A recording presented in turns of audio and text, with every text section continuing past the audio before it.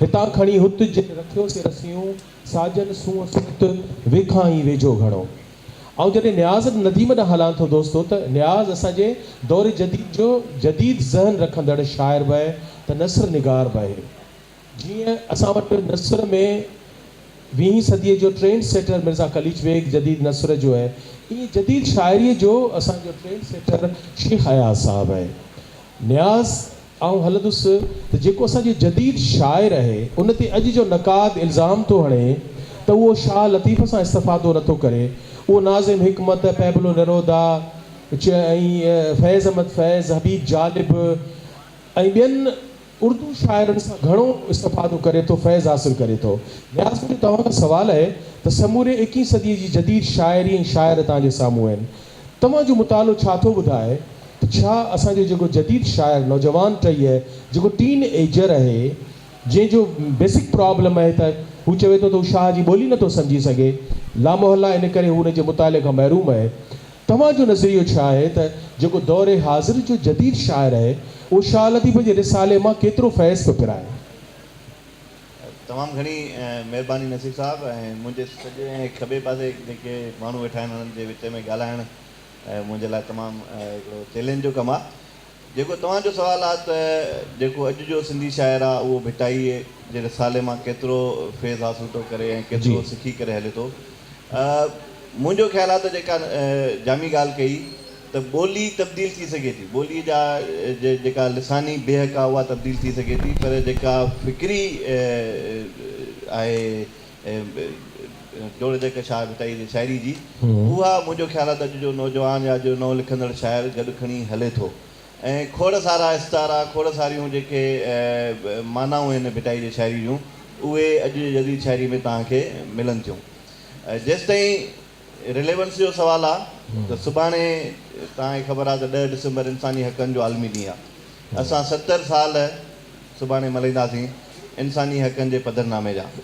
ऐं 21वीं सदीअ में ख़ासि तौर ते जामी जो तमामु घणो कमु आहे हिन ॻाल्हि ते त हिते हक़नि जी ॻाल्हि थी थिए, हिते फंडामेंटल राइट्स जी ॻाल्हि थी थिए, कॉन्स्टिट्यूशन जी ॻाल्हि थी थिए, इंसानी हक़नि जो जेको पधरनामो आहे जंहिंजी सुभाणे 70वीं सालगिरह असां मल्हाईंदासीं, उन में जिन जिन हक़नि जो ज़िक्र कयो वियो आहे, मुंहिंजो ख़्यालु आहे त उहे भिटाई जे शाइरीअ में मुख़्तलिफ़ तरीक़नि सां उनजा जेके बुनियाद आहिनि, इंसानी हक़नि जे पधरनामे जा जेके बुनियाद आहिनि, बराबरी, non discrimination, equality, dignity of man and women, इहे सभु ॻाल्हियूं तव्हांखे मिलनि थियूं। अॼु जे शाइरी जा, अॼु जे लिखण जा तमामु वॾा मौज़ू आहिनि ऐं भिटाई जे शाइरी में तव्हांखे उहे तमामु घणा जॻह जॻह ते मिलंदा ऐं उनजा मिसाल मौजूदु आहिनि ऐं काफ़ी दोस्त उन ते लिखण जी कोशिशि बि कनि पिया। ऐं मुंहिंजो ख़्यालु आहे त इहो हिकिड़ो अहिड़ो पासो आहे जंहिं ते वधीक रिसर्च थियणु खपे। जेको तव्हांजो सुवालु वापसि हुन ते अचिजे त छा अॼु जो नौजवान, मुंहिंजो ख़्यालु आहे त असां हिकिड़ी ॻाल्हि कई पिए जामी असां पाण में त जेको कुल वक़्ती शाइर न आहे, जेको शाइरीअ खे या लिखण खे हिकिड़े पार्ट टाइम कम तौरु या शौक़ तौरु गॾु खणी हले थो, उहो शायदि उन तरह जे कैफ़ियतुनि मां जिन मां भिटाई गुज़रियो, वजदान जूं कैफ़ियतूं, सुफ़ीज़म जूं कैफ़ियतूं, ॿियूं कैफ़ियतूं, उन्हनि मां शायदि उन तरह त न गुज़रंदो हुजे, पर जेको मैसेज आहे भिटाई जो उनखे हू सम्झी करे मुंहिंजो ख़्यालु आहे त अॻियां वधे थो। न्याज़ जे भरिसां असांजी ॿी तमामु अहम शख़्सियत इश्तियाक अंसारी साहिब जिन। इश्तियाक साईं जो बुनियादी हवालो त अफ़सानवी अदब आहे, फिक्शन बि आहे, ट्रेवलॉग बि हुन लिखिया आहिनि, पर तव्हां सभु दोस्त ॼाणो था त आसार क़दीमा या आर्कियोलॉजी जेको आहे उहो असांजे इश्तियाक साईं जो ख़ासि पंहिंजो पसंदीदा मौज़ू आहे। असीं जॾहिं भिटाई जे रिसाले ॾांहुं हलंदासीं, जामी साहिब खे जॾहिं क्वेश्चन में ईंदुसि त छा असांजो जेको भिटाईअ जे रिसाले में जेका शाइरानी तारीख़ आहे छा उनखे प्रोज़ में आणणु घुरिजे?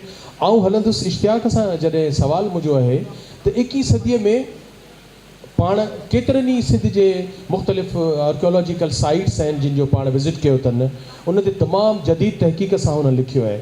छा हू इहा ज़रूरत महसूसु नथा कनि त शाह लतीफ़ जीअं भेरूमल, तव्हां सभिनी खे ख़बर आहे त शाह लतीफ़ जिन जिन हंधनि ते वियो आहे, भेरूमल उहे पेरा खणी ऐं शाह लतीफ़ जे उन शाइरीअ जे उन पस मंज़र जे बारे में लिखियो आहे त शाह लतीफ़ हिते वियो।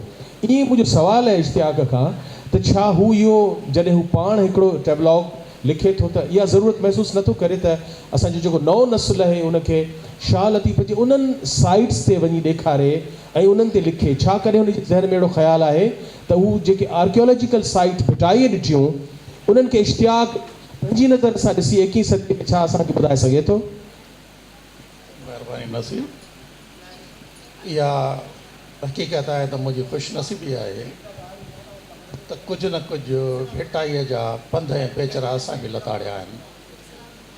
मिसाल तौरु कुझु अरसो अॻु असां हिकिड़ी दरियाह ते इंडस एक्सपीडिशन कई जेका जाबलू इलाइक़े या सरहद जे इलाइक़े खां जातों दरियाए सिंध असांजे पाकिस्तान में पेर पाए थो, उतां ॿेड़ियुनि ते चढ़ियासीं ऐं समुंड में अची असां पंहिंजो सफ़र पूरो कयो।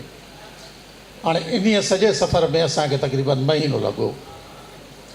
मूंखे यादि आहे जॾहिं असां दरियाए काबिल जे किनारे ते वेठा हुआसीं ऐं असांजो जेको नाखो हुयो उन इहा ॻाल्हि कई त अॼु असां सिंधूअ जे ख़तरनाक तरीन जेको वाक़िरा आहिनि उन में गुज़रूं था, जातों गुज़रणु नामुमकिन आहे। छो जो अॻे बि हिकिड़ी अमेरिकन टीम आई हुई, उन इलाइक़े मां लंघी न सघी। हाणे उते हालति इहा आहे त दरियाए सिंध जेकॾहिं तव्हां मथे किनारे ते बि ॾिसंदव त घटि में घटि 100-150 फुट हेठि तव्हांखे दरियाए सिंध वहंदे नज़र ईंदो ऐं मथे किनारा एतिरा वेझा आहिनि उन जा जो अंदरि सिज बि नथो अची सघे। उन इलाइक़े खे हिकिड़ो इलाइक़ो आहे घोड़ा तड़प बि सॾनि था, जिते चयो वञे त किथे कंहिं ज़माने में ख्वारज़म शाह जो घोड़ो हितां टपी वियो हो। बारकैफ़ जॾहिं असां ॿेड़ियुनि ते वेठासीं त असांजे किन दोस्तनि इमाम ज़ामिन ॿधो, कंहिंजे हथ में क़ुर शरीफ़ हुयो, पर असां सां गॾु साफ़ी दोस्त हुया, बदर बुढ़ो या अनवर पीरज़ादो या उन में असांजा ॿिया दोस्त। असांजे हथ में असांखे भिटाई जो रिसालो साण हुयो ऐं सॼे इन महीने जे दौरान जंहिं बि इलाइक़े में असां रंघियासीं या गुज़रियासीं उतां जा पखी पखण, उतां जा माण्हू, उतां जी एंथ्रोपोलॉजी, उतां जी ॿोली, उन ते असांजी रिसर्च रही। यानी उहा असां वीडियो बि ठाहीसीं, ऑडियो बि ठाहीसीं।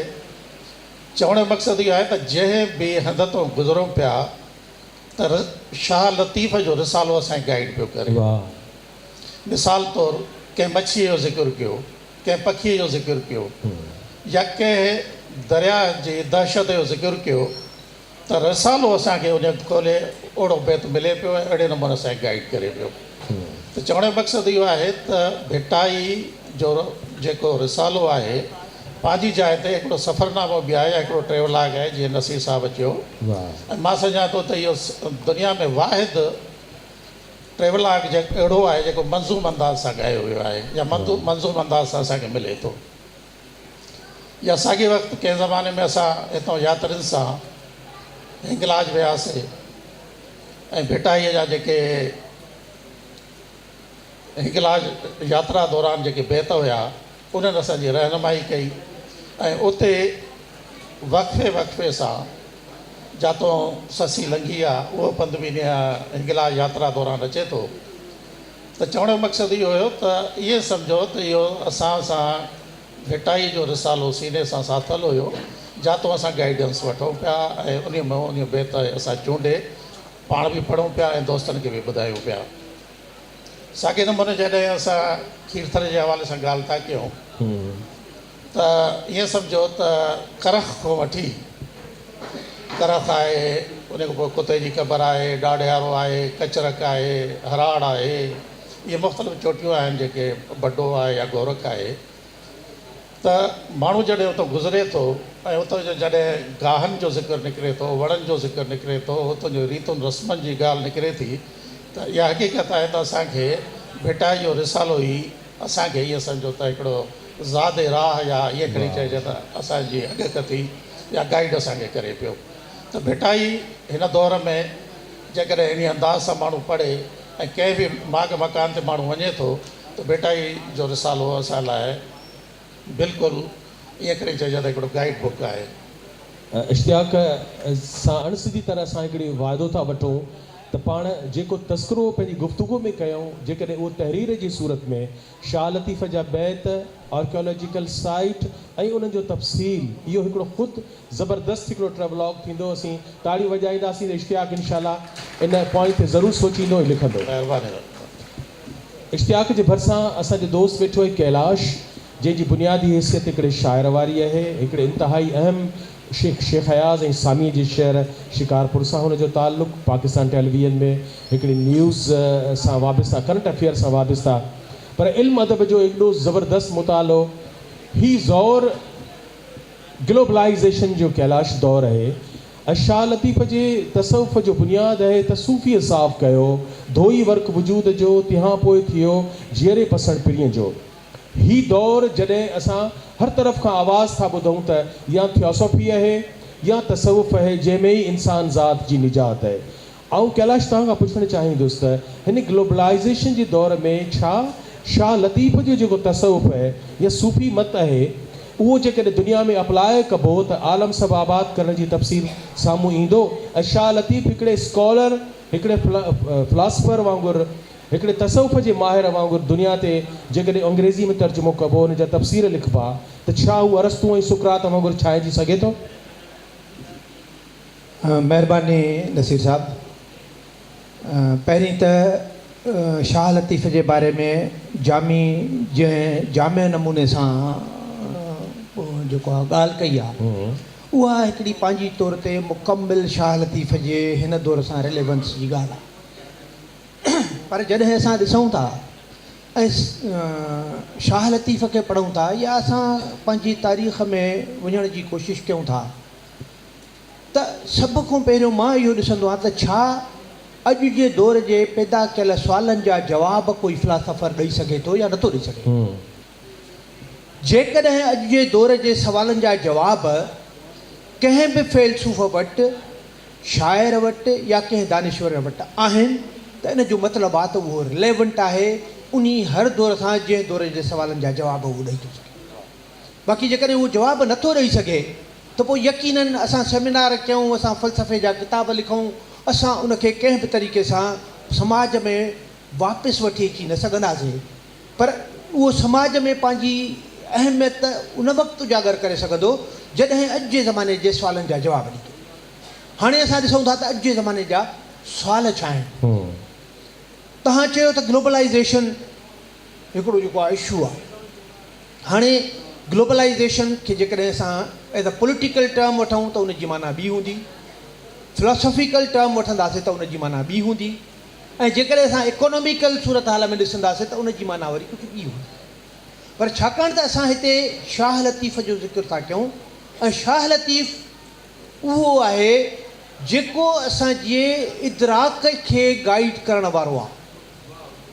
असांजे दुनिया में माण्हुनि खे सभ खां अहम तरीन जेकॾहिं का क़ुवत आहे त उहा उनजे ख़्याल जी क़ुवत आहे, उहा उनजे सोच जी क़ुवत आहे ऐं उहा उनजे दिमाग़ जी क़ुवत आहे। फिज़िकली को माण्हू केतिरो बि पिंगलो हुजे, इन जो मिसाल मां इहो ॾींदुसि त हाणे ताज़ो ई इंतकाल करे वियो आहे हिकिड़ो साइंसदान जेको हिकिड़ी व्हील चेयर ते गोश्त जे टुकड़े वांगुरु पियो हूंदो हो, पर हुन जूं पिंपड़ियूं, हुन जी सोच आकाश सां ॻाल्हाईंदी हुई, ब्लैक होल खे उहो रिवील कंदो हो ऐं हू सोचे सघंदो हो त हिन दुनिया जे बारे में निज़ाम खे कीअं मां मञायां। मां नालो ॼाणी ॿुणी नथो वठां छाकाणि त हीअ नौजवान सभु पढ़नि था ऐं सभिनी खे ख़बर आहे त केरु माण्हू इहो थी सघे थो। मां सिर्फ़ु ऐं सिर्फ़ु किरदारनि जे नालनि खे कटे मां रिलेवेंस पैदा करण जी कोशिशि थो कयां त हिन दुनिया में, हिन ज़माने में अहमियत वजूद जी जेको असांजो फिज़िकल वजूदु आहे उहा घटि आहे, पर असांजे ख़्याल, असांजे सोच ऐं असांजी जेका अॻिते जे बारे में हासिलात आहे उहा अहम आहे। हाणे इहा ॻाल्हि जॾहिं असांखे मालूम थी वञे थी त इंसान जो असुलु, इंसान जो जोहर इंसान जे ख़्याल में आहे त हाणे उन ख़्याल खे पेश कंदड़ केरु थो थी सघे। भिटाई असांजे इमोशन्स माना जज़्बात जेके असांजे ख़्याल सां रिलेवेंट आहिनि, जेके ग़ैर मादी आहिनि। भिटाई असांजे प्यार वारे इश्क वारे जुनून जे उन्हनि कैफ़ियतुनि सां ॻाल्हाए थो जेके अञा ताईं वेस्ट जे मादी वर्ल्ड में सिर्फ़ु हवासनि जे ज़रिए सुञाता वञनि था, जेके हवास असांजा साबित कनि था। मां मिसाल ॾींदो आहियां त असांजा हवास वीचारा एतिरा घटि आहिनि जो इंसान जी तारीख़ में जेकॾहिं 10 लख साल इंसान जी तारीख़ आहे त 9,99,000 साल हिकिड़े दोखे में रहियो त सिजु उभरंदो आहे, सिजु लहंदो आहे, सिजु उभरंदो आहे, सिजु लहंदो आहे। जॾहिं त इहा हक़ीक़त न हुई, इहो असांजे हवासनि जो धोखो हो। ऐं साइंस मज़हब सभिनी दुनिया जे ॾांहुं इहा ॻाल्हि चई पए त सिजु उभरंदो आहे, पर इंसान पंहिंजी सोच जे ज़रिए इहो दरियाफ़्त कयो त न, सिजु हिकु जाइ ते बीठो आहे, धरती फिरे थी। ऐं इहो ई उहो ख़्यालु ऐं इहा कुवत आहे जेका इंसान जे उन इदराक सां पहुची सघे थी। इहो ई इदराकी कैफ़ियत आइंस्टाइन जे E=mc² में आहे, इहा ई अॼु जे हॉपकिंस में आहे। ऐं इहा ई इदराकी कैफ़ियत जेका आहे इंसान खे हिन काइनात सां ॻाढापो पैदा करे उहे दर खोले थी जेके इंसान खे चवनि था त महराज ते वठी विया। महराज सवाइ इंसानी इदराक जी उन मंज़िल ते पहुचण जो नालो आहे जेका एब्सोल्यूट सां मिले थी। ख़ुदा सां मुलाक़ात इंसान जी पंहिंजे वजूद जी पंहिंजे एब्सोल्यूट सां मुलाक़ात आहे जेका भिटाई असांखे ॾिसे थो त एक कसर दर लख कोड़े हिकड़ सिगड़ियूं जेॾां कयां परख तेॾां वाह लतीफ़ असां वटि पंहिंजे दौर में न, पर इंसान जे उन आला मर्तबे, इंसान जे उन आला सोच, इंसान जी उन इदराकी कैफ़ियत जंहिं ते अॼुकल्ह सॼी दुनिया जूं यूनिवर्सिटियूं तहक़ीक़ थियूं कनि त इंसान जी बीमारीअ जो इलाजु छा बिना दवा जे बि थी सघे थो? माण्हू चवनि था हा थी सघे थो।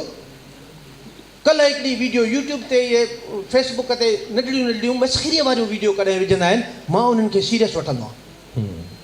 हिकिड़ो माण्हू बेड ते सुम्हियो पियो आहे, हिकिड़ो घोड़ो हुनजो प्यारो आहे जेको हुनजे घर में हूंदो, उन जी यादि में जेको आहे सो इलाजु कराइण जे लाइ डॉक्टर चवनि था इहो घोड़ो वठी अचो, हिनखे जेको आहे सो घोड़े जी ख़ुशबू वणंदी आहे, हिन जी उन ख़ुशबू सां हिन जो इलाजु थी वेंदो। शाह लतीफ़ वटि अहिड़ा खोड़ शहर था मिलनि त जंहिंमें जेके महबूब जी ख़ुशबू, प्रिय जे देस जो हवा, कंहिं पखीअ जो जेको आहे आवाज़ु इंसान जी सॼी जिस्मानी रूहानी कैफ़ियत बदिलाए सघे थो। जेको शाइर, जेको फ़ैलसूफ़ इहा कैफ़ियत ऐं कुवत रखंदो हुजे त उन जी ॻाल्हि कीअं हितां खां होसि ताईं पहुची सघे थी बिना तंदु तार जे। उन वक़्तु माण्हू सम्झंदा त यार इहो सिर्फ़ु ऐं सिर्फ़ु दुआ सां थो थिए। न, हिन काइनात जे इंसान जे ॻंढापे जो नतीजो आयो।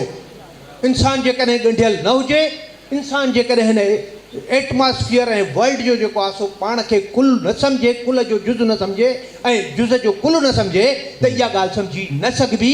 तंहिंजे करे लतीफ़ अॼु जे दौर में रिलेवेंट आहे ऐं उनखे ईअं ई सम्झण जी ज़रूरत आहे त उहो ख़्यालु आहे, इहो इमोशन आहे, ऐं इहो जज़्बो आहे ऐं वजदान आहे। वजदान हिकिड़ी इंतिहाई जुदा कैफ़ियत आहे जेका इंसान वटि तॾहिं ईंदी आहे जॾहिं उहो पाण खे जज़ब कंदो आहे हिन काइनात में। महिरबानी, आउं ताज ॾे हलंदुसि।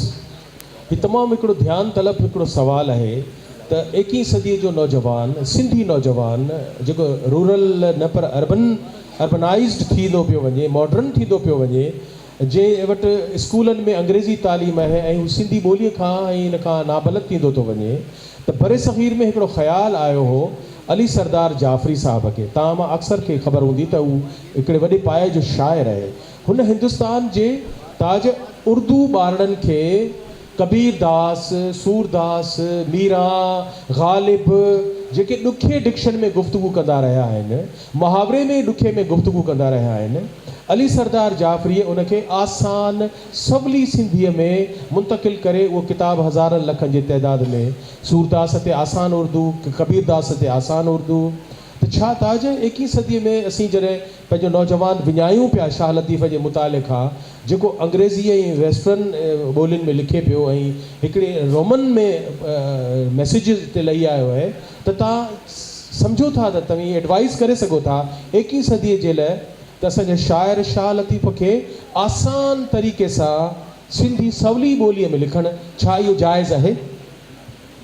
पहिरीं त ॻाल्हि ऐं इन ॻाल्हि खे मञण लाइ तयार ई न आहियां त शाह लतीफ़ को ॾुखियो आहे।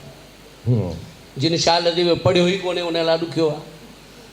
ऐं तव्हां जेकॾहिं जातीअ में वञो उते हिकिड़ो कज़ियो थिए थो, खट रखी आहे, हिकिड़े पासे पोड़ियूं थियूं बीहनि, ॿिए पासे नौजवान थियूं बीहनि ऐं उहे ओसारा भिटाई जे ॿोलीअ में थियूं कनि। छा? पर असांजी जेका तइलीम आहे, मौजूदा तइलीम, उहा हिकिड़ी त धरतीअ खां कटियल आहे, उन में धरती आहे ई कान। ॿी असांजी ॿोलीअ खां कटियल आहे।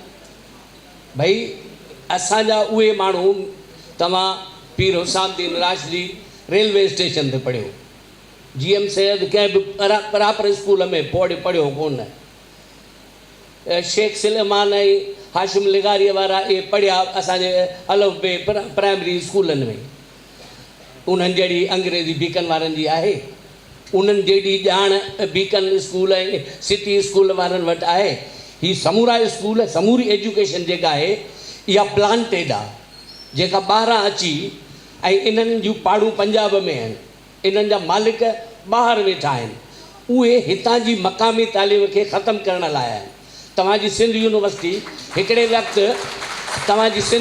हिकिड़े वक़्तु सॼी दुनिया में मथे हुई, हींअर पोइते आहे। तव्हांखे यादि हूंदो, मौला बख़्श असांजो वेठो आहे सेबो, उनखे यादि हूंदो त हिकिड़े वक़्तु जानवाराई ऐं कश्मीर सूमरो उनखे हॉस्टल में रहण जी इजाज़त हूंदी, पर रसूल बख़्श पली जे ऐं अब्दुल वाहिद आरी सर खे लेक्चर ॾियण जी इजाज़त न हुई। इहा कंहिं फिज़ा पैदा कई?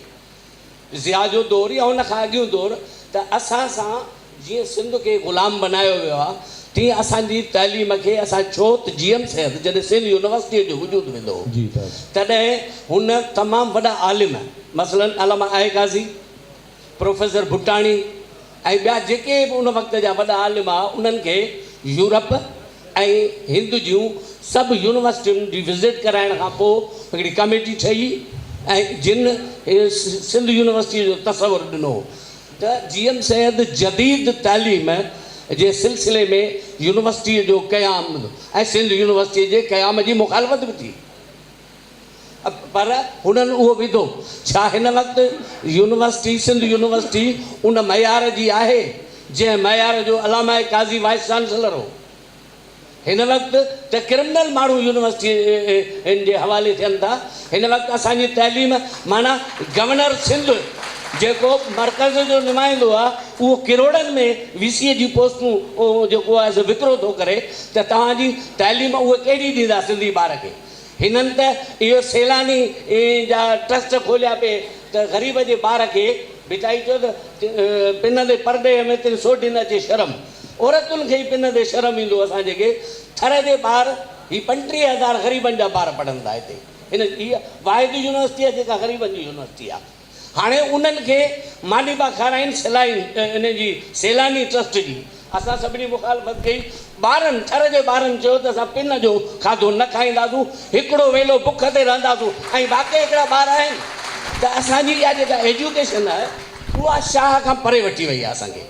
असां शाह मसलन असांजो पेबलो नरोदा खां, लोरका खां असांजो मिसाल न्याज़ नदीम आहे, ॿिया नौजवान उहे मुतासिर छो था थियनि त उन्हनि खे इंटरप्रेट जिन माण्हुनि कयो आहे, उहे तरक़ी पसंद, रोशन ख़्याल, रोशन ज़हन, रोशन ज़मीर आहिनि। हाणे असां वटि जेका भिटाई जी थिए पई तशरीह, हाणे तव्हांखे यादि हूंदो या न, हामी साहिबु हिते मुज़ाकरा जॾहिं पहिरीं थींदा हुआ, बंदि मुज़ाकरा, हामी साहिबु आयो, उते बशीर अहमद शाद चयो भिटाई सुर मुहम्मद राणे हिते त राणू रसूल जी अलामत आहे। त हामी साहिबु मज़ाकिया माण्हू बि हो, आलिम बि हो, मज़हबी बि हो, त चएसि त अड़े पिटिया राणू त काणू हो, रसूल त कीअं थो तूं? हुन ॿुधायो त इहा तूं तशरीह ग़लति थो करीं, पर हुनखे उन अंदाज़ में। हाणे अहिड़ियूं जॾहिं तशरीहूं असीं पंहिंजे ॿारनि खे पढ़ाईंदासीं त परे थियूं। तव्हां असांजे आलमनि लिखियो आहे, मसलन अलादाद बोए जे मज़मून जी ॻाल्हि जामी कई। अलादाद बोए जो हिकिड़ो मज़मून न आहे। हाणे मां रोशनी पब्लिकेशन छपाए पई, सिंधी शाइरीअ जे अभ्यास जा तरीक़ा 6 मज़मून विकिणाए, पोइ इहो सुवालु छॾियो आहे। हा, ऐं उन खां पोइ हुन ॿुधायो आहे त लतीफ़ बची सघे थो जेकॾहिं असीं हुनखे हिन अंदाज़ में पेश कयूं, हिन नमूने सां हुनखे पहिरीं त मज़हबी ऐं तक़दुस जे ख़िलाफ़नि खां लाहियो, तनक़ीद खां बाला सम्झो। जॾहिं तनक़ीद मतिलबु रुॻो तारीफ़ गिला करणु कान्हे, तनक़ीद माना ख़ूबियुनि खे जॾहिं सुगन आहूजा नारायण श्याम खे खोलियो त उन ते तनक़ीद करे चई ॿुधाइण थो चाहियां त नारायण श्याम तो वटि ख़ूबियूं कहिड़ियूं आहिनि, तूं माट छो थी वहीं। त लतीफ़ खे चंद मण लाल सिंह अजवाणी मसलन लाल सिंह अजवाणी तव्हांजे सोरले खां ट्रम्प खां उन सोरले खां पहिरीं लतीफ़ खे जेको आहे एक्सप्लोर कयो आहे उन कलीज बेग सभा खां पहिरीं कयो आहे। हाणे असां उन्हनि ॾांहुं वञूं ई कोन था, ॿियनि सभिनी तहक़ीक़ उन्हनि बुनियादी माण्हुनि ते कई आहे। हा ठीकु आहे, हुननि जो उन वक़्तु जेको शऊर जी इर्तिका हुई उन मूजिबि हुननि कई आहे, ॿियनि उन्हनि जा पेरा वरिता आहिनि। त असां वटि मिसाल H.K. सोरले हिकिड़े माण्हू खे ॼेठमल परसराम खे सज़ा इन ते ॾिनी त हुन हिंदवासी अख़बार में एडिटोर लिखियो कहिड़ो जलियानवाला बाग ते जेको हमिलो थियो 1919 में उन ते एडिटोर लिखे त अॻियां अॾनि वटि पोयनि सिर संभाया। उनजो तर्जुमो करे माण्हू ॾिनो त साईं हिकिड़ा जेके विढ़नि पिया बग़ावत पिया कनि, ॿिया वरी टोलियूं ठाहियो पिया अचनि ऐं हुनखे 6 महीना सज़ा मिली वई। सज़ा त ॾिनी H.K. सोरले मैजिस्ट्रेट तौरु। पोइ पुछे हिन जो शाइर कहिड़ो आहे, चयो त शाह अब्दुल अज़ीज़ भिटाई। पोइ हू वियो राग ॿुधणु, उते राग ॿुधई। पोइ वरी हुन जेके मुंशी आहे, मुंशी उहे असांजा आलिम हुआ, उन्हनि जे वसीले लतीफ़ खे जॾहिं सम्झियईं त 1940 में उन लतीफ़ ते जेका PhD कई, जंहिंजी असीं साराह कयूं था तमामु ज़बरदस्त, छो त हुन इक़्तिसादी समाजी सभई पहलुअनि ते लतीफ़ खे खोलियो। पर उनखे बि वांडरिंग जेको शाइर थींदा आहिनि, भट थींदा आहिनि, चारण तौरु कयो आहे, पेश कयो आहे। हुन पोइ बि रूमीअ खां हुन मथे ॼाणायो आहे दुनिया जे 13, छो त मूसा प्रावगंस जेको आहे उन किताब में हुन दुनिया जे 13 शाइरनि खे आॾो रखी ऐं भिटाई जे फ़िक्र खे हुननि खां मथे ॼाणायो। त हाणे छा असां भिटाईअ जी इहा तशरीह पंहिंजे ॿारनि जे आॾो पेश कयूं था? नथा पेश कयूं। नतीजतन इहो आहे त असांजो ॿारु जेको आहे उन खां परे थो थिए। हिकिड़ो ॿारु उहो आहे जेको इंतिखाब आहे ऐं राहत आहे जेके लतीफ़ खे यादि कनि था, पर ॿियो ॿारु उहो आहे जेको इन्हनि बेतनि जी माना सम्झणु चाहे थो।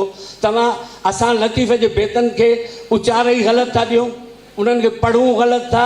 माना मसलन इन जा तन कयो ई न तीअं सोएरिया ई सलड़ो, आगा सलीम ग़लति माना कई आहे, अमीना खमीसाणी ग़लति माना कई आहे, शाहवाणी ग़लति। ऐं सुई अखि में पवंदी आहे छा? सुहिरो चइबो आहे सुरमे खे, ॿाराड़ी जा माण्हू ॼाणनि था। ऐं ॿाराड़ी जी ॿोलीअ जी ख़बर ई न आहे। सुहिरो माना सुरमो। तूं जेसीं ताईं पाण खे सुरमो करे अखियुनि में न पाईंदे त तोखे पिरी तूं सुरमे जहिड़ो पाण खे सनू न कंदे त पिरी अखियुनि में कीअं पाईंदा? त हाणे इन फ़लसफ़े खे हू चए थो सनड़ी सुईअ वांगुरु अखियुनि में, भई सनड़ी सुई त कान। त लतीफ़ खे असांखे हीअ असांजा जेके नौजवान मसलन रसूल बख्श पली जे लतीफ़ खे नए रंग में पेश कयो, GM सैद नए रंग में पेश कयो, अलादाद बोहे नए रंग में पेश कयो, तनवीर अब्बासीअ नए रंग में पेश कयो, डॉक्टर फहमीदा हुसैन नए रंग में पेश कयो, अब्दुल वाहिद आरिसर नए रंग में पेश कयो, जामिया नए रंग में पेश कयो। त ॾिसो इन्हनि जा शाह लतीफ़ ते किताब छपियल, पुछो रोशनी वारे खां हथो हथ विकिरो थियनि था या नथा थियनि। हाणे इन मां साबित आहे त तव्हां लतीफ़ खे उन अंदाज़ में खणी अचो, तव्हांजो नओं नसुल पेश क़बूल कंदो। मुश्ताक शाह जेको अंग्रेज़ीअ में शाह जो रिसालो तर्जुमो कयो आहे, हथो हथ विकिरो थो थिए, त तव्हां पंहिंजे नसुल जो जंहिंजी तइलीम ॿाहिरीं आहे त उनखे कुझु शयूं पंहिंजूं ॾियो त हू ईंदो। ऐं लतीफ़ जी ॿोली ॾुखी कान्हे। असीं जॾहिं ॿाहिराड़ियुनि में वञूं था या असीं जॾहिं रसूल बख्श पली जो जेॾीमहिल भेट भिटाई जो पेश कंदो ऐं सम्झां थो त नंढे में नंढे माण्हूअ खां वॾे में वॾे माण्हूअ खे सम्झ में अची वेंदो, छो त हू पढ़ंदो सही हो। हाणे जेकॾहिं असीं पढ़ंदासीं ग़लति त सम्झ में कीअं ईंदी? तंहिं करे पहिरीं ॻाल्हि आहे त लतीफ़ खे सही नमूने सां पढ़ो। तंहिंखां पोइ तव्हांजे यूनिवर्सिटियूं कॉलेजनि ऐं कोर्स में लतीफ़ जा उहे सबक़ लिखो जेके ख़िलाफ़नि खां ॿाहिरि आहिनि। उहे खणी अचो, सबक़ खणी अचो त ॾिसो ॿारु पढ़े थो, लतीफ़ खे वेझो। लतीफ़ रिलेवेंस आहे मौजूदा दौर सां। लतीफ़ जो मुशाहिदो ॾाढो मज़बूत आहे, लतीफ़ जो फ़िक्र ॾाढो मज़बूत। हाणे असीं ॿाहिरनि जी लतीफ़ जी तशरीह ते क़बूल कयूं था, हाणे पंहिंजा जो ओड़ो न कंदा या उन्हनि जी तशरीह लिकाई वेंदी। साईं भिटाई जा बेत तमामु घणा लिकाया विया आहिनि, असां ऐनकूं पाए कातबनि लिखिया आहिनि। हाणे सायूं गाॾियूं ऐनकूं लाहींदासूं त लतीफ़ खे सम्झंदासूं। मुंहिंजे नज़र में लतीफ़ खे पढ़ण जे लाइ लतीफ़ जी ॿोलीअ जी सही तालीम, ऐं सही मां लतीफ़ क्लासिस क़ाइमु करियो, उते लेक्चर ॾियारियो ऐं वरी नौजवाननि खां सुवाल करायो। असांजे नौजवाननि वटि वॾो टैलेंट आहे। त असांजे कल्याण आॾवाणीअ जदीद सूरत ख़तीअ में शाह जे रिसाले खे रुॻो आंदो आहे। उनजी माना असां 100% सहमत न आहियूं, पर आउं चवां थो रोशनी पब्लिकेशन वेठो आहे, 10 छापा हिन आंदा हूंदा, 10 रोशनीअ वारे आंदा, छाकाणि त सलीस ॿोलीअ में हुनजी माना लिखियलु आहे। हाणे त ॿारु उनखे बि वठे थो, असांजो माण्हू वठे थो, पर जेकॾहिं असांजा ॿाहिरि ॼाणू पारखू भिटाई जी जदीद तशरीह करे उहे रिसाला तयारु कनि ऐं उहे आणीनि त आउं सम्झां थो। मूं हिकिड़ी नंढड़ी कोशिशि कई, हिकिड़ो नंढड़ो किताबु रोशनी वारनि खे ॾिनो आहे ऐं इनशाला उहो जल्दी ईंदो। उन में छो त लतीफ़ वॾो ॿाहिरि आहे, उन मां मासो जुड़ई माल त पूॼारो पूरी थी। असां मासे जे बि अध जी परखण जी कोशिशि कई आहे। आउं सम्झां थो त ईअं जामीअ जो किताबु हाणे आयो आहे ऐं इहो बि ईअं मासे जी रती जेका आहे उन मूजिबि आहे। आउं सम्झां थो त ईअं असांजा जेके जदीद ॼाणू आहिनि, असांजो नूरमन जिंजी वेठो आहे, ॿिया आहिनि, उहे नई तशरीह लतीफ़ जी पेश कनि। लतीफ़ तव्हां पढ़ियल आहिनि त आउं सम्झां थो त लतीफ़ सम्झ में ईंदो। ताज जे इन्हनि समूरी गुफ़्तगू असां बिल्कुलु मुतफ़िक़ आहियूं, पर इहा गुफ़्तगू सॼी ताज जे एज ग्रुप जी या उन मैच्योर एज जे माण्हुनि जी गुफ़्तगू ताज उन्हनि खे रिप्रेज़ेंट पियो करे, जेके शाह लतीफ़ खे असांजी उमिरि जा माण्हू 1% 2% सम्झनि था। असां ॻाल्हि पिया कयूं ईंदड़ नसुल जी। ताज चयो त जेको शाह लतीफ़ खे ॿारु पढ़ंदो उनखे सम्झ में ईंदो। अवी हिकिड़ो ॿारु हिते घुरायो, ऐं पढ़ां थो, जे पूॼारा पुर थिया समुंड सेवियो जिन, आंदाऊं अमी कमां ज्योति जवाहिरनि, लधाऊं लतीफ़ चए लालू मां लहरुनि, काने क़ीमत तिन मुल महांगो उनजो। या जेकर शाह लतीफ़ जेको ॿियो शेर ऐं जीअं मूंखे मूं पिरिन ॿधी विधो वार में उभाईं चवनि मछड़ पांत पुसाईं, ॻोल्हियां ॻोल्हियां मलहां शाल में मिलां हो त मन दर जा लोच मछड़ मिलण सां माठा थियनि। तव्हीं कंहिं हिकिड़े नौजवान खे काउंटी कैम्ब्रिज जे फाउंडेशन जे सिटी जे स्कूल खे बीहारियो त उहो कोन सम्झंदो, उनखे सम्झाइणो पवंदो। नसीर हिकिड़ो मिंट जे करे मुंहिंजो ई ऑन कयो। हा साईं,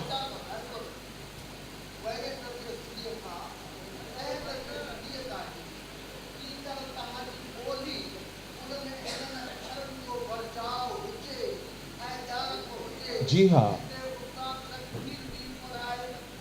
दुरुस्त था।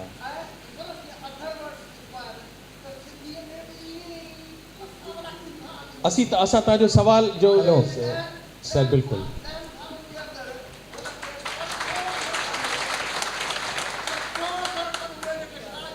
गुलाम हुसैन साहब तमामु अहम सवाल जो जवाबु ॾिनो आहे त भिटाईअ जो जेको ॿोली आहे उनखे निसाब में प्रोज़ में इस्तेमालु कयो वञे त जीअं हू यूज़ टू थिए उन ॿोलीअ खे सम्झण जो, ऐं शाह लतीफ़ जो बैत उनखे सम्झ में अचे। जी कैलाश,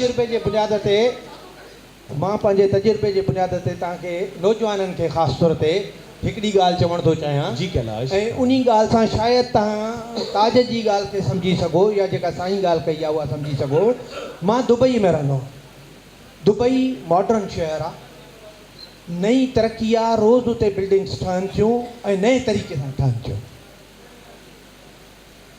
मां दुबई जे इंतिहाई जदीद इलाइक़े में वियुसि त मूंखे हैरत बि थी ऐं मां पंहिंजे पुट खे चयो, मां चयो बाबा हे जेको मॉडर्न फ्लैट ठहियो आहे इन में जेको आहे सो आर्किटेक्चर जा सभ खां जदीद पैरामीटर्स आहिनि ऐं उन में उहो छा आहे त हाणे बाथरूम जे अंदरि हा तड़ करण जे लाइ हिकिड़ो क्यूबिकल ठहे थो। उन क्यूबिकल खे गिलास लॻल आहे, नंढड़ो जेको आहे सो 2 फुट बाय 4 फुट जो हिकिड़ो स्पेस आहे, उन में हिकिड़ो शावर लॻल आहे ऐं उन में माण्हू तर थो करे। इहो मॉडर्न तरीन आहे त तव्हांजो वॉशरूम ठीकु रहे ऐं जेको आहे उनखे इस्तेमालु करे। मां चयोमांसि पुट इहा त नई ॻाल्हि न आहे। छो? मां चयो मूं न दड़े में जेको घरनि में बाथरूम मिलियो आहे उन में नंढड़ो क्यूबिकल ठहियलु हो, मूंखे सम्झ में न ईंदो त इहो इन्हनि छो ठाहियो। मूंखे अॼु सम्झ में थो अचे त हुननि इहो छो ठाहियो। So is the relevance. उते हिकिड़ो मदीनतुल जुमेरा नंढड़ो शहर नओं जेको आहे ठाहियो अथऊं, उन में हिकिड़ी ढक बाज़ार। मां हुनखे चयुमि त मां चुप बाबा इहा ढक बाज़ार जेका आहे शिकारपुर में जेको आहे सो 80 साल अॻु में ठही आहे। मुंहिंजो पुटु मां ते खिलियो अचे, बाबा तव्हां हर ॻाल्हि सिंधियुनि में विझंदा हो, तव्हांखे हर ॻाल्हि सिंध में नज़र ईंदी आहे। मां चयोमांसि हल शिकारपुर ॾेखारियां। ही अरब जंहिंखे तूं चवे थो त जेके आहिनि साईं मोस्ट मॉडर्न माण्हू आहिनि, ही रुमाल ॿधी चंपल पाए घुमनि था, अञा ताईं बूट पाइण न सिखिया आहिनि, तुंहिंजा आइडियल थिया वेठा आहिनि, तूं हल शिकारपुर त मां ॾेखारियां, असांजा गॾह गाॾे वारा इहे ई कपिड़ा पाईंदा आहिनि। सो जेसि ताईं असां पंहिंजे ॿारनि खे इहा ॻाल्हि रियलाइज़ न कराईंदासीं त असां अहम आहियूं। वाह, सिंध अहम आहे, शाह लतीफ़ वटि मॉडर्न ज़माने जूं ॻाल्हियूं आहिनि। जेसि ताईं असां इहो साबित न करे सघंदासीं असांजो ॿारु न मञींदो। तंहिंजे करे शाह लतीफ़ जी जेका ॿोली, जेका शइ असां चऊं था, जीअं साईं चई, जीअं ताज चवे थो, बाबा असांखे इहा ॻाल्हि ॿुधाइण त ॾियो पंहिंजे ॿारनि खे। तव्हां चओ था त पंहिंजे ॿारनि खे इहा ॻाल्हि न ॿुधायो, जेको ॿुधाईंदो उहो फेल थींदो। मुंहिंजो ॿारु फेल थियणु नथो चाहे, मुंहिंजे ॿार खे मार्कूं खपनि थियूं। शिकारपुर जे स्कूल में मुंहिंजे ॿार खे चइजे थो त तूं उर्दू ॻाल्हाए, छाकाणि त क़ौमी ज़बान आहे, सिंधी में न ॻाल्हाईंदो कर। त पोइ कीअं शाह लतीफ़ रिलेवेंट थींदो हिन दौर सां? हिन दौर सां रिलेवेंट करण जे लाइ असांखे जिदोजहद करणी पवंदी। इहो ई त बुनियादी सुवाल आहे। ऐं शबनम ॾांहुं वञणु चाहींदुसि। प्यारा दोस्तो, असांजी शबनम असां सभिनी जी हमअसर स्कॉलर ख़ातून आहे। शबनम असांजे रेडियो पाकिस्तान में हिकिड़ो मौसीकार आहे। छाकाणि त ॻाल्हि आहे उतां तो शुरू करियां, तव्हांजो ध्यानु छिकाईंदुसि। रेडियो पाकिस्तान में हिकिड़ो मौसीकार आहे, अणपढ़ियल आहे, उनजो नालो आशिक़ हुसैन आहे, ग्वालियर जो ख़ानदान जो आहे। उन अनोखा लाडला खेलन को मांगे चांद, एॾी ख़ूबसूरत हिकिड़ी ठुमरी आहे, उनजी उन तर्ज़ब ठाही आहे राग दरबारीअ में।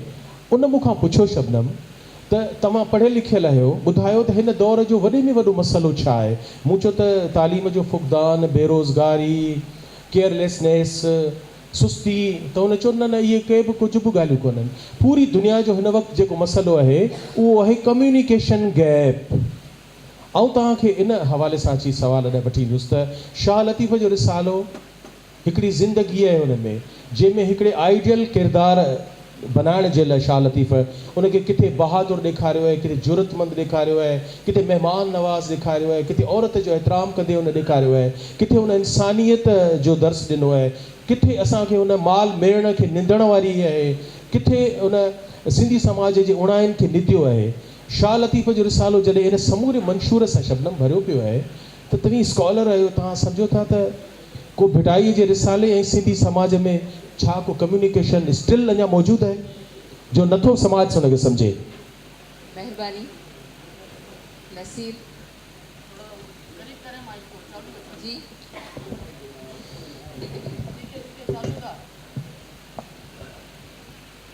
मां इहो चवणु चाहींदसि त बहस मां ॿुधो पए, मुंहिंजो पंहिंजो तालुक़ बहिराड़ी सां आहे ऐं बहिराड़ियूं सिंध जो नज़रअंदाज़ थियल इलाइक़ा आहिनि। मैट्रिक जो दौरु हुयो ऐं मां बहिराड़ी में रहंदी हुयसि, त उन ज़माने में जेको कोर्स हुयो उन में सुर कल्याण शामिल हुयो। शायदि नाई क्लास में हुयो या 10वीं में हुयो। सुर कल्याण पढ़ी मां छिरकी वियसि। सुर कल्याण पढ़ी मूं में एॾी तब्दीली आई जीअं कि को पैगम्बर का ॻाल्हि चए ऐं मौजज़ो थी वञे, ईअं मूं पंहिंजे अंदर खे महसूसु कयो ऐं हिकदमि सां सोचणु लॻसि त हीअ भिटाई केरु आहे ऐं हीअ सुर कल्याण लिखियो अथई। हिन में हेॾियूं गहराईअ वारियूं ॻाल्हियूं ऐं हिकु वॾी रमज़ियत आहे। ऐं उतां मुंहिंजे जुस्तजो जो सफ़रु शुरू थियो।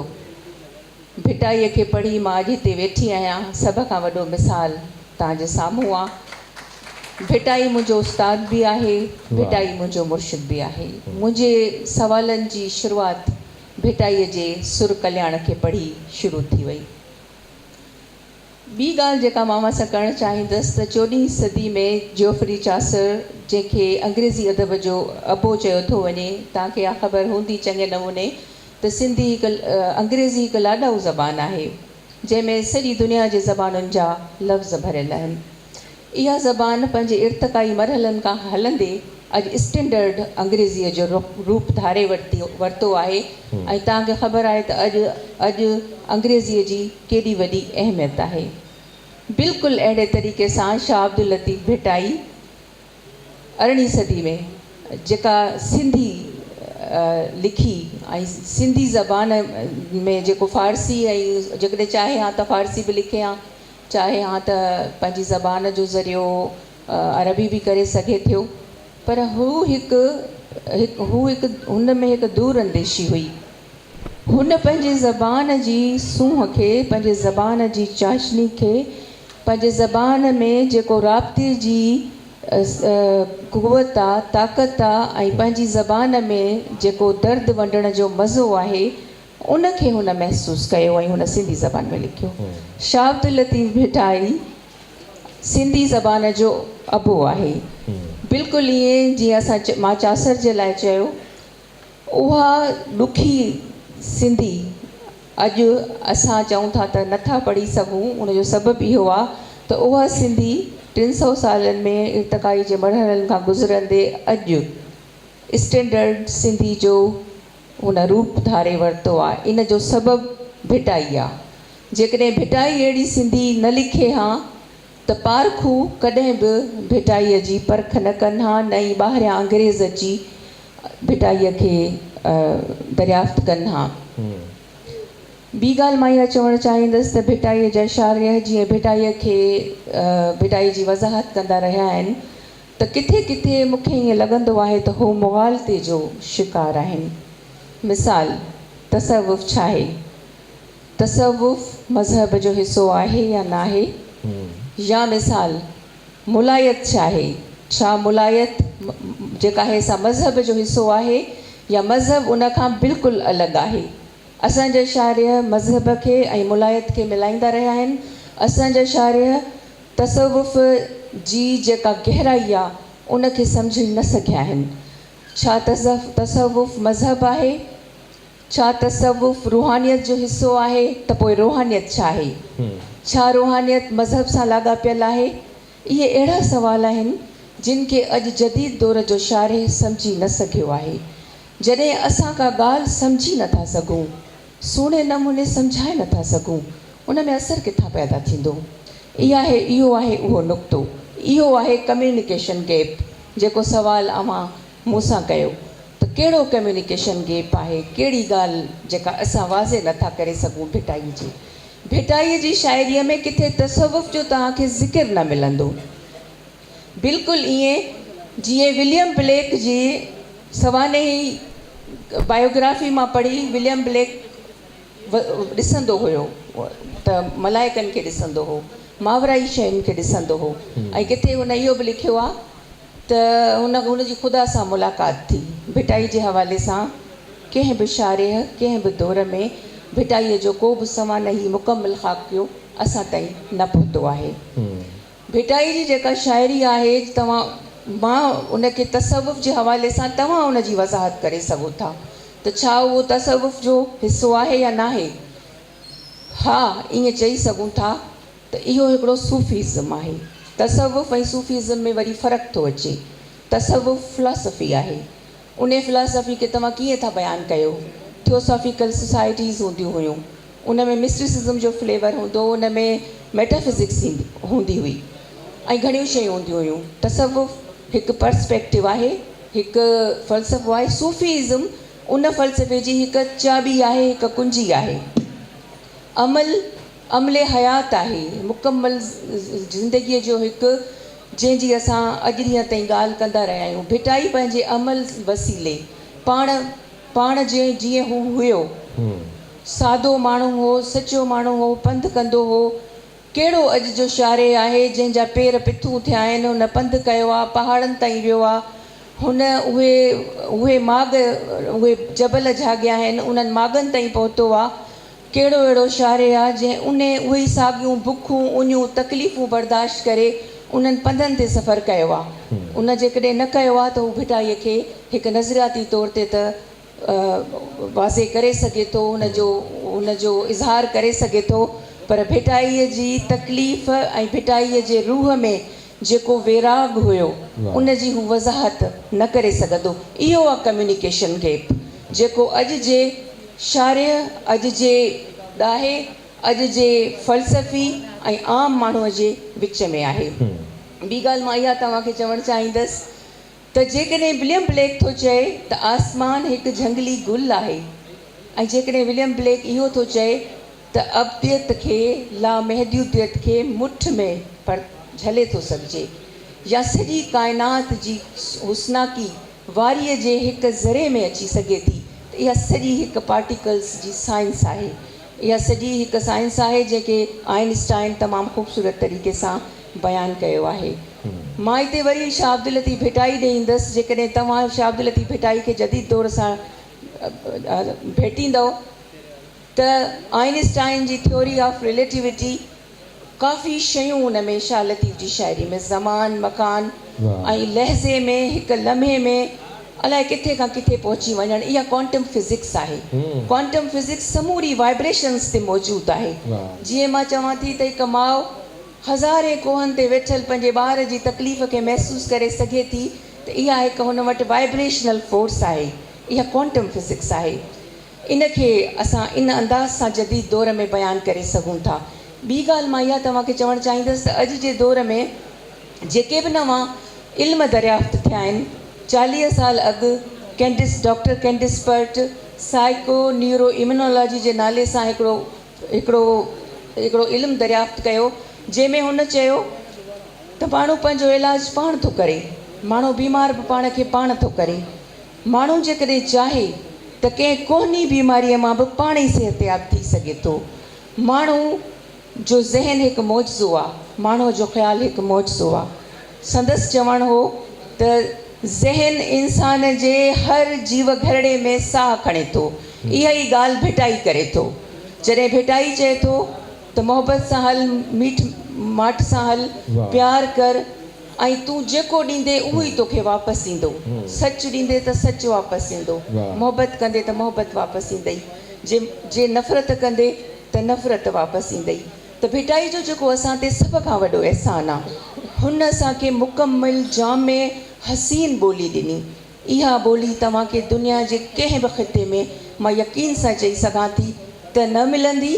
इहो ई सबबु हो त ॿारियों शारे जॾहिं हिते आयो त हुन जूं अखियूं खुली वियूं। जॉर्ज स्टेक कंहिं दौर में इहा शर्त लॻाई हुई, इहा शर्त रखी हुई त ॿारियों जेको बि अंग्रेज़ ईंदो पहिरियों सिंधीअ जो इम्तिहान पास कंदो, पहिरियों सिंधीअ खे सम्झंदो। छो त सिंधी न सम्झंदो त ख़िते जे मिज़ाज खे न सम्झंदो, सिंधी न सम्झंदो त भिटाई खे न सम्झंदो। इन ॻाल्हि खां पोइ अर्नेस्ट ट्रम्प सिंध आयो ऐं हुन अची भिटाईअ खे तर्जुमो कयो ऐं जर्मन क़ौम खे इन ख़ूबसूरत कलाम जी ख़ूबसूरतीअ खां बहिरावर कई। अॼु जदीद एतिरो रुगो जदीद साइंस जूं जेके शाख़ूं आहिनि, रेकी, जियोमेंसी, हेप्नोसिस, क्रोनोकिनेसिस, जेतिरा बि इल्म हींअर, मेडिटेशन, जेतिरा बि इल्म हींअर जेके यूरोप में सेखारिया था वञनि, उन्हनि में छा थो सेखारियो वञे? भिटाई भिट ते वेही मेडिटेशन कंदो हो, मुराक़बो कंदो हो, इहो ई सेखारियो थो वञे। जेको मुराक़बो कंदो, जेको मुराक़बो माना ख़ामोश थी वेहंदो। तव्हां 5 मिंट ख़ामोश थी ॾेखारियो, को बि माण्हू 5 मिंट ख़ामोश न थींदो, वरी सोचूं ईंदियूं वरी। त उहो हिकिड़ो भिट ते वञी जेको हुन मेडिटेशन कई, जेको हुन मुराक़बो कयो। अॼु जदीद दुनिया जा जेतिरा इल्म आहिनि, जंहिंमें आइंस्टाइन हुजे, स्टीफन हॉकिंग हुजे, या यूरोप में जेके वॾा माहिर आहिनि, मोटिवेशनल स्पीकर्स आहिनि, जंहिंमें एखार्ट टोले आहे, जंहिंमें दीपक चोपड़ा आहे, जंहिंमें ओशू हुयो, ऐं जेके माण्हू आहिनि, उहा सॼी जेका साइंस आहे, उहा सॼी भिटाईअ पंहिंजे समूरनि सुरनि में वाइब्रेशनल फोर्स जे तहत पंहिंजे सिंधी अवाम ताईं। जीअं असां हिकिड़ो आख़िरी ॻाल्हि, जीअं असां शाह जो शेर था ॿुधूं त असांजे अंदरि, असांजे रूह मां, असांजे ज़हन मां हिकिड़ी वाइब्रेशन, हिकिड़ो तहरुक ऐं हिकिड़ो जोलान, हिकिड़ो जोश थो उभिरे। इहो छा आहे? इहा वाइब्रेशनल फोर्स आहे जेका हुन शाइर असांखे हिकु तोहफ़ो करे ॾिनी आहे। हाणे असांजी मर्ज़ी, असांजे शाइरीअ में ऐं उहा कम्युनिकेशन गैप आहे। मां बि कंहिं शाइरीअ खां बिना भिटाईअ खे सम्झियो, मां बि हिकु आम ॻोठाणी हुयसि, हिकु आम ॻोठाणी छोकिरी हुयसि, बिना कंहिं शाइरीअ जे मां सुर कल्याण पाण सम्झियो। असांजो नौजवान हेॾो सघारो आहे जे हू चाहे त ही वाइब्रेशनल फोर्स ते ॿधल शाइरी भिटाईअ जी जेकॾहिं हू चाहे थो त दुनिया में हिसियाती तौर ते मुतहरिक थिए, यादगिरी हुनजी वधे, सुठा इम्तिहान पास करे सुठो इंसान बणिजे, कम्युनिकेशन सिखे, त हू कंहिंजे चवण सां न पाण मुरादो इहो शाह लतीफ़ जो रिसालो वञी खोले ऐं पंहिंजे पाण खे जदीद दुनिया सां राब्तो पाण ई कंदो। पाण समझदार आहे, हुनखे कंहिं बि शाइरीअ जी ज़रूरत न आहे। छो त शाइर कॾहिं चवंदो तसव्वुफ़ पढ़ो, कॾहिं शाइर तसव्वुफ़ खे रिजेक्ट कंदो, कॾहिं हू रूहानियत जी बि सही माना तव्हांखे न ॿुधाए सघंदो। त मां हमेशह चवंदी आहियां, उहा रोशनी जेका भिटाई तव्हांखे चयो त किथे ॿिए हंधि न वञो, पंहिंजे अंदरि ॾिसो। समूरा इल्म इंसान जे अंदरि मां निकिरनि था।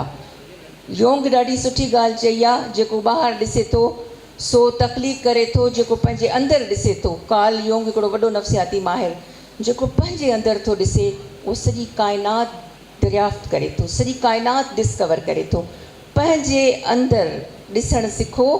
शाइर जेको ॿुधाए यकीन न कयो, पंहिंजे अंदरि सवाल कयो त अंदरां कहिड़ो जवाबु थो अचे। जवाबु ईंदो हीउ सही थो चए, जवाबु ईंदो हीउ सही नथो चए, उहो तव्हांजो जवाबु सही हूंदो। महिरबानी। शबनम इंतहाई ख़ूबसूरत गुफ़्तगू कई पे, दिलि त चाहे थी त अञा कुझु बि घणो हुननि खां ॿुधिजे। ऐं सदन गुफ़्तगू में हिकिड़ो नौजवाननि जे लाइ सवाल आयो त शाह लतीफ़ जी जेका सवाने आहे, माना शाह लतीफ़ कीअं उथंदा हुआ, कीअं वेहंदा हुआ, उन जा अखियुनि ॾिठा गवाह किथे आहिनि? उन्हनि जा अखि ॾिठा गवाह मौजूदु आहिनि। शाह लतीफ़ जे 100 सालनि खां पोइ जेके फ़ुक़रा हुया, उन्हनि शाह लतीफ़ जो उथणु वेहणु सीना बसीना मीर अब्दुल हुसैन ख़ान सांगीअ खे लिखायो। लुत्फ़ुल लताइफ़ जे नाले सां हुन उहो फ़ारसीअ में लिखियो। मिर्ज़ा कलीज बेग लाइफ ऑफ शाह अब्दुल लतीफ़ हुनखे अंग्रेज़ी में तर्जुमो कयो। अहवाल शाह अब्दुल लतीफ़ी किताब शाया थियल आहिनि, जिन में तव्हांखे शाह लतीफ़ जो जुस्सो, बदन, नक, रंग, पेर, कपिड़ा, लिबास, उथणु वेहणु, तव्हांखे हिकिड़ो शाह लतीफ़ 18वीं सदीअ जो माण्हू बाक़ाइदगीअ सां हलंदे घुमंदे नज़र ईंदो। ऐं जामीअ ॾे आख़िरी सवाल ॾांहुं हलंदुसि। ऐं उन जेको शबनम चयो त शाह लतीफ़ जा सवाने, त ॿई अहम किताब आहिनि, अहम माख़िज़ आहिनि त शाह लतीफ़ कीअं हूंदो हो ऐं शाह लतीफ़ जो दौरु कीअं हूंदो हो। उन लाइ असांखे वाहिद अकेलो इंसानु आहे H.T. सोरले साहिबु, जंहिं भिट जो शाह भिट जेको किताबु लिखियो, त कहिड़ो उहो समाज हो जंहिंमें शाह लतीफ़ जहिड़ो शाइर ईअं गुलाब जे गुल वांगुरु उभरी आयो। ऐं जामी खां वाइंड अप ॾांहुं ईंदुसि ऐं आख़िरी एडवाइस वारो सुवालु कंदुसि, त छाकाणि त जामीअ वटि कलम बि आहे, स्कॉलरली ज़हन बि आहे, त शाह लतीफ़ जी अवल अलाह अलीम कल्याण खां वठी बिलावल सुर ताईं जेके 30 सुर आहिनि, छा असीं सिट सिट जे पस मंज़र में वठी भिट जो शाह त सोरले हिकिड़ी सिंध ॾिठी, जामी ऐं हिन नसुल जे दौर त सिंध जो चपो चपो ॾिठो आहे। त शाह लतीफ़ रिसालो खणी जामी छा असीं पंहिंजे दौर जी समाजी तारीख़ शाह लतीफ़ जे शेरनि जी रोशनीअ में छा लिखी सघूं था? छा इहो आइडिया 21वीं सदीअ में अप्लाइबल आहे?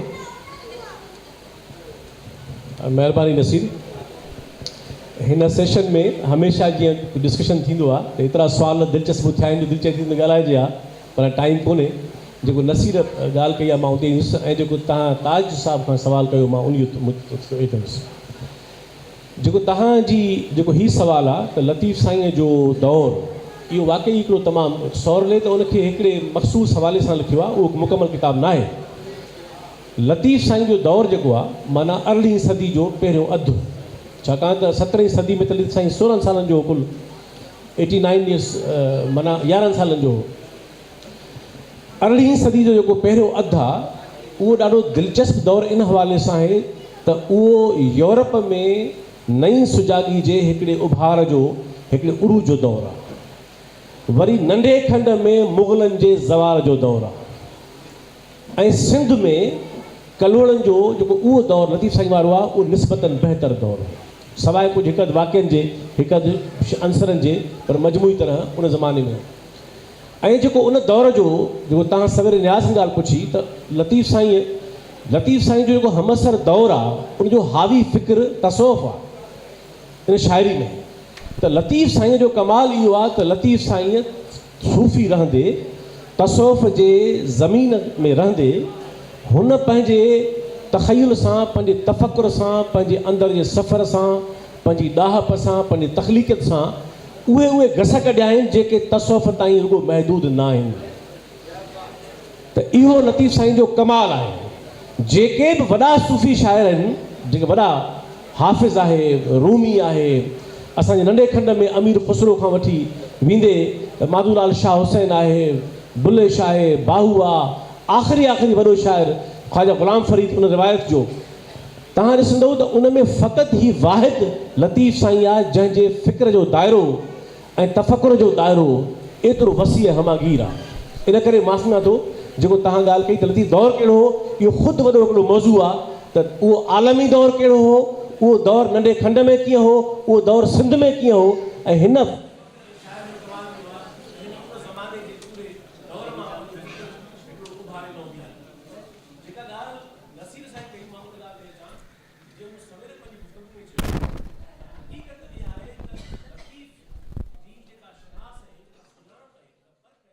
नौजवान खे लतीफ़ खे सम्झणु ऐं पढ़णु ऐं परखण जो शौक़ु आहे ऐं हुअणु घुरिजे, उहो हिन निज़ाम तालीम जो मुहताज न रहे। तव्हांखे सही चयो ताज साहिबु त जेके बि वॾा शाइर आहिनि, डॉक्टर गुरबख्शानी साहिबु हुजे, साईं जी एम साहिबु हुजे, पलीजो साहिबु हुजे, ॿिया जेके तनीत भाई साहिबु हुजे, इन खां अलावा ॿिया खणाइनि, इन्हनि मां को बि आलिम ऐं शाइर अहिड़ो न आहे जंहिं निसाबी किताब जे इल्म जे बुनियाद ते परखी परखी। इन करे तव्हां नौजवान वेठा आहियो, तव्हांजो पहिरियों कमु इहो आहे ऐं तव्हांखे दुनिया जी का बि ताक़त रोके न सघंदी जे तव्हांखे शौक़ु हूंदो त। ऐं बिल्कुलु सही चयो न त लतीफ़ साईं ॾुखे ईअं ई आहे, ॾुखियो आहे। मुंहिंजो पुटु नंढो आहे, चए बाबा मूंखे मैथ ॾुखी लॻे थी, मां तो पढ़ी आहे जे पढ़ी मूं कोन्हे। लतीफ़ साईं खे ॾुखियो उहो थो चवे जंहिं लतीफ़ में पंधु कयो ई न आहे, जंहिं हुनखे पढ़ियो ई न आहे। इन करे मां सम्झां थो त बिल्कुलु सही ॻाल्हि कई ताज साहिबु त लतीफ़ पढ़णु मुमकिन आहे, लतीफ़ खे सम्झणु मुमकिन आहे ऐं उन जो फ़लसफ़ो ऐं फ़िक्र हीअं सां ॼाणणु मुमकिन आहे। हा, अलबत्ता ईअं ज़रूरु आहे त हर ॿोली वांगुरु उन जे रिसाले में जेका मौजूदु ॿोली आहे उन जो घणो ज़ख़ीरो उनजो मतरूब थी चुको आहे या हाणे एतिरो वाहिपे में न आहे। छाकाणि त 18वीं सदी जी ॿोली क़बाइली ऐं ज़रई समाज जी ॿोली, इहा 21वीं सदी आहे जंहिंमें ज़मानो तब्दील थी चुको आहे।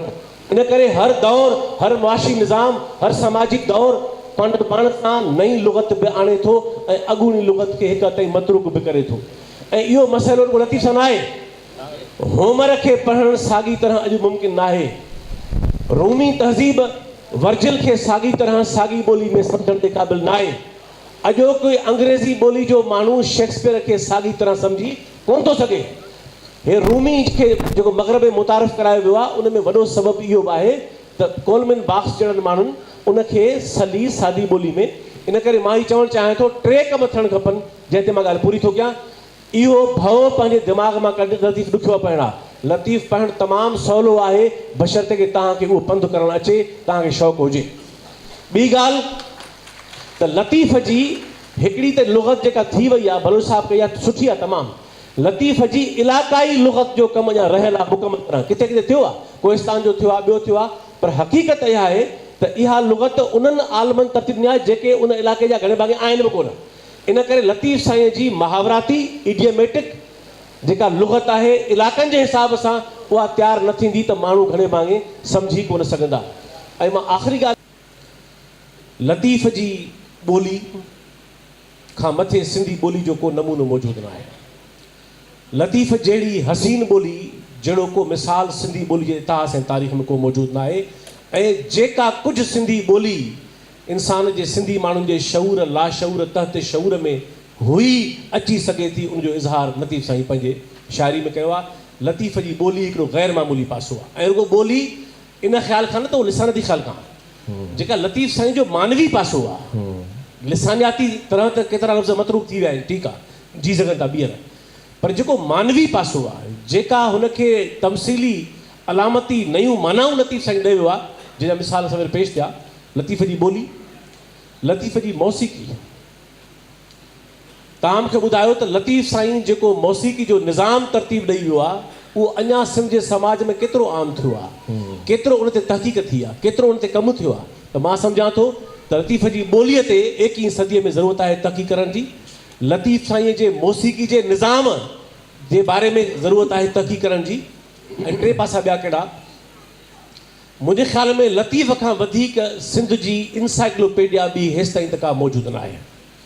सिंध जी जाग्राफी, सिंध जी समाजियात, सिंध जी एंथ्रोपोलॉजी, सिंध जो कल्चर, सिंध जो माण्हू, उन जो इश्क, उन जी मोहबत, उन जूं रमज़ूं, उन जा रवैया, उन जी नफ़्सियात, उन जा वण टिण दरिया नंढूं डोरा, हे जेके तव्हांखे सवर ताज साईं मिसाल ॾिना, त लतीफ़ मां सम्झां थो त उन इन ख़्याल खां बि 21वीं सदीअ में तमामु रिलेवेंट आहे त जेको कुझु सिंध जे तारीख़ में ऐं सिंध जे हिन हमागीर जहान में उहो तबई हुजे, उहो रूहानी हुजे, उहो अख़लाक़ी हुजे, उहो समाजी हुजे, उहो तफ़कुर जो हुजे, सॼी सिंध जी जेका इंसाइक्लोपीडिया आहे उनजो हेसि ताईं लतीफ़ खां मथे को मिसाल न आहे। ऐं हक़ीक़त इहा आहे त हे जेतिरो कुझु बि कमु थियो आहे लतीफ़ साईं ते उहो अञा तमामु थोरो आहे। इन माना में त जेका लतीफ़ जे रिसाले में सिंध जंहिं सतह ते बीठल आहे, जंहिं ख़्याल जे लेवल ते बीठल आहे, जंहिं जमालियात सां मौजूदु आहे, त मुंहिंजे ख़्याल में इहो पासो त हिकु आहे, हिन दौर जो वॾो पासो आहे। ॿ पासा ॿिया, तसवुफ़ को नओं फ़िक्र न आहे ऐं लतीफ़ साईं जे बारे में मूंखे कोई शक न आहे त हू तमामु वॾो पंहिंजे दौर जो सूफ़ी शाइर भी आहे, जेतोणीकि मुंहिंजो ख़्यालु आहे त लतीफ़ साईं तसवुफ़ खां सवाइ बि घणो कुझु आहे। पर तसवुफ़ जूं शिकिलियूं जेके आहिनि तव्हां ॾिसंदव त जेका शिकिल तसवुफ़ जी लतीफ़ साईं वटि आहे, तव्हांखे दुनिया जे तसवुफ़ जी तारीख़ में तव्हां जेको वॾो शाइर खणंदव तव्हां चवंदव बुले शाह कादरिया मसलक जो शाइर आहे, तव्हां शाह हुसैन माधूलाल कादरिया मसलक जो शाइर आहे, पंहिंजो सुल्तान बाहू कादरिया जो मसलक शाइर आहे। तव्हां लतीफ़ साईं जी शाइरीअ खे पढ़ी ऐं ॾिसी सम्झी तव्हां कंहिं माण्हू जे लाइ मुमकिन न आहे त उनखे कंहिं तसवुफ़ जे हिकिड़े मसलक जी कालम में विझी सघे। त मां सम्झां थो ऐं उनजो सबबु आहे, उनजो सबबु इहो आहे त लतीफ़ साईं जे तसवुफ़ में हिननि सभिनी मज़हबनि ऐं तहज़ीबुनि जो अर्क़ु पियल आहे। लतीफ़ साईं जे रूमी वटि इहा शइ कोन्हे, रूमी वॾो शाइर आहे तमामु, पर जॾहिं लतीफ़ जे हर साल सुर में हुनजी हर किरदार जे अंदरि को न को तहज़ीबी का तारीख़ी पासो बि आहे। मिसाल तौरु रामकली ऐं खावड़ी जी मां मिसाल ॾियां, मुंहिंजो इरादो आहे हींअर लिखण जो, तव्हां जेकॾहिं रामकली ऐं खावड़ी जे किरदार जो जेको जोगी सन्यासी आहिनि, जे तव्हां उनजो मिज़ाज ॾिसंदव त मूंखे नज़र अचे थो त नंढे खंड में सिद्धार्थ यानी गौतम खां वधीक उनजे वेझो किरदारु ॿियो मां कोन थो ॾिसां। त लतीफ़ साईं जो जेको तसवुफ़ आहे उहो बाक़ी तसवुफ़ जे रिवायतुनि खां घणो मुख़्तलिफ़ आहे, छाकाणि त हिन में हिंदी वेदांत बि आहे, हिन में दरावड़ दौर बि आहे, हिन में आर्याई तसवुफ़ बि आहे, हिन में वेद बि शामिल आहिनि, हिन में भक्ति तहरीक बि आहे, हिन में जेके जेके फ़िक्री रिवायतूं तसवुफ़ जूं ऐं तसवुफ़ खां अॻु जूं रूहानी रिवायतूं उहे सभिनी जो अर्क़ ऐं हिकिड़ो गॾियल इम्तिज़ाज आहे लतीफ़ साईं वटि। त मां सम्झां थो त इन बारे में तहक़ीक़ करण जी तमामु घणी ज़रूरत आहे त लतीफ़ जो तसवुफ़ दरअसल कीअं पंहिंजी शिकिल शबीह में ऐं पंहिंजी बुनियादी जौहर में मुख़्तलिफ़ आहे। ऐं आख़िरी ॻाल्हि मां कयां जेका मूं सवेर ॻाल्हि कई जी, लतीफ़ जो तफ़कुर, हुनजी ॿोली, हुनजी मौसीक़ी जो निज़ाम, हुनजे शाइरी जे अंदरि महफ़ूज़ सिंध ऐं लतीफ़ जो तसवुफ़, उन खां आख़िरी ॻाल्हि थो करणु चाहियां त लतीफ़ उहो अज़ीम सूफ़ी शाइर आहे जंहिंजो तफ़कुर रुॻो तसवुफ़ ताईं महदूद न आहे, जेतोणीकि हू तमामु वॾो सूफ़ी आहे। इन करे लतीफ़ जी शाइरीअ में जेका वुसअत आहे, जेका हमागिरियत आहे, जेका आलमगीरियत आहे, त मां जे हुजे वक़्तु तव्हांखे जाम मिसाल ॾेई सघूं था, पर मां सम्झां थो त 21वीं सदी जो इंसानु जंहिं बहिरान जो शिकार आहे उन बहिरान में लतीफ़ साईं ते तहक़ीक़, हुनजी रिलेवेंस, हुनजो कारज वधी वञे थो। उहो कहिड़ो आहे त हीअ जेका अॼोकी so called post modern era आहे, जंहिंमें इंसान जो अंदरि खोखलो थी वियो आहे, जंहिंमें मशीन, जंहिंमें सामान, जंहिंमें जिन्सूं, जंहिंमें शयूं, बाज़ारूं ऐं मार्केट अॻियां आहिनि ऐं माण्हू उनजे पिया गुॾो थो पियो हले, इंसान जो अंदरि खाइजी वियो आहे हिन दौर में। मां सम्झां थो त जेको लतीफ़ साईं जो जेको तफ़कुर आहे, जेको तसवर इश्क जो उन में आहे, मां हिन ॻाल्हि खे पूरी कयां त जेके, ऐं मूं हिन ॻाल्हि खे बार बार पंहिंजे लेक्चरनि में पंहिंजे तहरीरुनि में आंदो आहे त लतीफ़ साईं जो कमाल कहिड़ो आहे जेको 21वीं सदी में रिलेवेंट आहे। लतीफ़ साईं पंहिंजे दौर में ऐं पंहिंजे दौर खां अॻु मौजूदु हक़ीक़ी असलो के इंसान ते इक्तिफ़ा न कयो आहे, लतीफ़ साईं पंहिंजे तसवर जो इंसान पाण क्रिएट कयो आहे। ऐं जेके बि इंसानी गुण ऐं ख़ूबियूं ऐं एट्रीब्यूट्स तव्हां तसवर में आणे सघो था, कैफ़ जूं, सरमस्ती जूं, इश्क जूं, क़ुर्बानी जूं, सुरिहाईअ जूं, बहादुरीअ जूं, सफ़र जूं, पंध जूं, त्याग जूं, इहे सभई जेके ग़ैर मामूली औसाफ़ ऐं गुण आहिनि, तव्हां ॾिसंदव त लतीफ़ साईं पंहिंजे उन तसवराती इंसान में पैदा करे ॾेखारियूं आहिनि मुख़्तलिफ़ किरदारनि जी सूरत में। इन करे लतीफ़ जो जेको आदर्शी इंसानु आहे, जेको उनजो आदर्शी किरदारु आहे, उहो 21 सदी छा ईंदड़ सदियुनि में बि तमामु घणो मुतहरिक हूंदो, रिलेवेंट हूंदो, उनजी निस्बत हूंदी। इन करे मां सम्झां थो त हक़ीक़त इहा आहे त हेसि ताईं जेतिरो बि कमु थियो आहे लतीफ़ साईं ते, उहो रती बराबरि बि न आहे। इन करे अॼोके दौर जो मुहक़िक़ ऐं ईंदड़ दौर जा मुहक़िक़ इन जे वधीक पासनि खे तकी कंदा, खोलींदा। त मां सम्झां थो त लतीफ़ खे पंहिंजो भरपूर दौर मिलण जो ज़मानो आयो ई हाणे आहे। जामी तमामु जामियत सां शाह लतीफ़ जे फ़लसफ़े फ़िक्र ऐं उनजे 21 सदीअ में हुनजी अहमियत जे हवाले सां इख़्तिसार सां पर गुफ़्तगू कई।